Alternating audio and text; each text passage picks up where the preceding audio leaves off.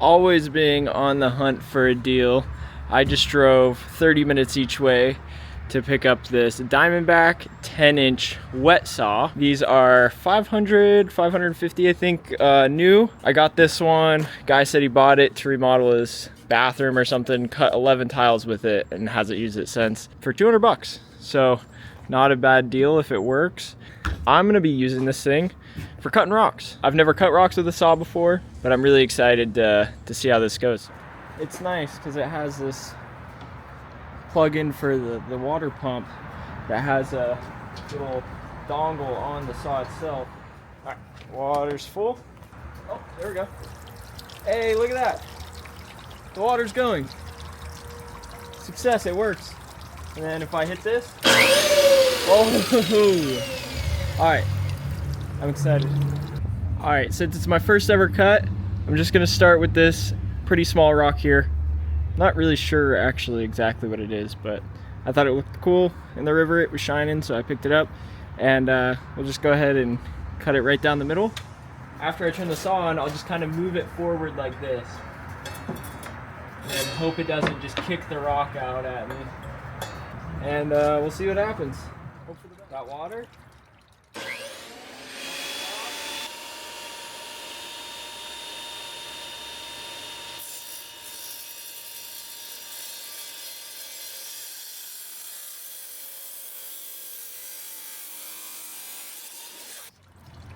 Look at that. It cut through it like butter. Well, you cut through. Definitely a good purchase. Look at that. That rock looks really nice. I have no idea what this is actually.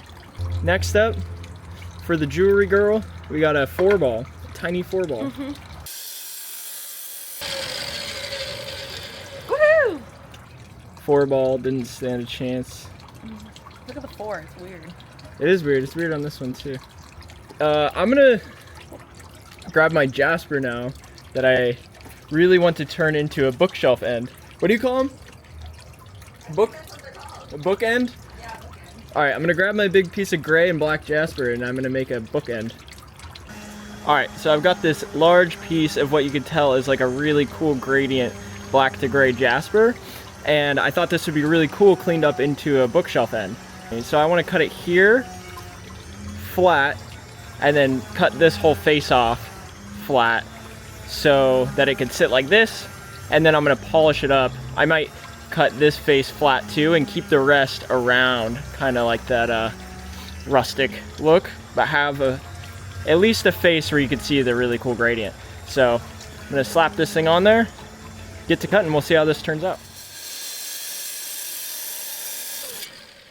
So nice and flat, probably won't do much polishing on that, but sits nice and flat. Heck yeah. So now I'll cut down the face of it, probably like that. That's gonna be the part that holds the books on. So it'll sit like this.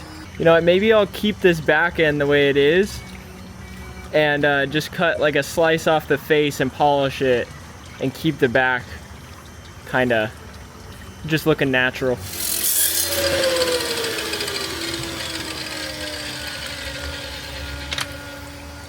Oh wow, that's gonna be gorgeous once it's all polished up.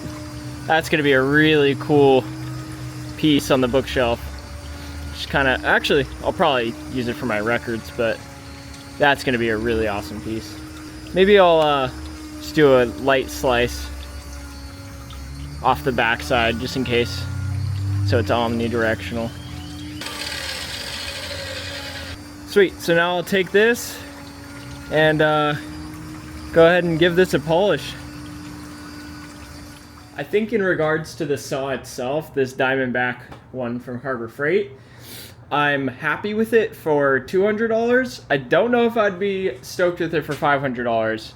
Maybe I'm just feeling that way because it's used and there's a couple things kind of wonky or broken with it.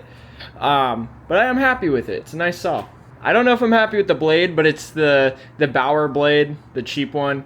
So obviously, I've read a lot that people don't like that one and to upgrade the blade right away.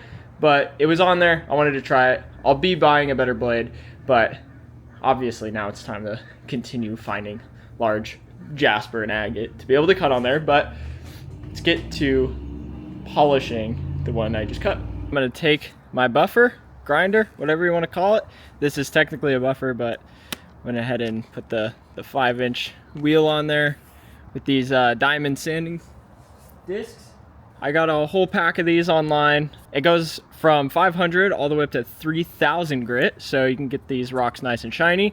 And this is actually going to be my first time sanding a rock. So this is the before comparison. Just looks really flat, really dull, and we'll see what it looks like after. But for now, I've got my water. Keep it wet as I'm sanding. I'm just gonna move up grits. This is the 500. There's a lot of saw marks on there, so I'm gonna go ahead and start with the 500. And yeah, let's get to work. You can also get wet sanders that have a little hole in the middle that sprays water out, but they are crazy expensive, so you can make do with this and a hose. Just make sure you keep everything wet as you're sanding, and wear some pants that you're willing to get dirty, because you're gonna get water splashed all over you. Maybe a shirt too. That's why I'm doing this outside on a chair. It's because it's rainwater everywhere.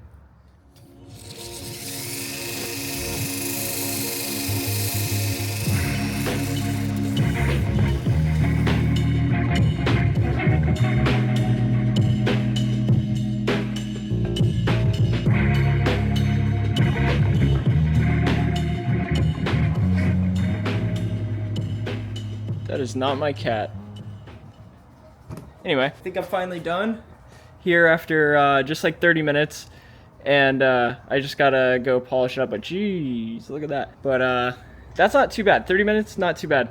Especially when you're used to buffing and polishing something like that. That takes 8 hours if you're gonna sand. What is that cat doing? That is not my cat. Anyway. Oh, meow. Well, this is the final product. All the way from cut to sanded to polished. It's not mirror finish or anything, but it is quite shiny. Having a hard time getting it to be streak free, but yeah, it looks nice. It's fun to find something out in the woods, in the river, be able to take it home, cut it, have use for it. This will now live as a record stop. Stop them from sliding down. Doesn't look half bad. If you like these rock hounding and rock processing type videos, please consider leaving a like and subscribing to my channel for more content like this in the future. It really helps me out a lot. Thank you, and I'll see you in the next video.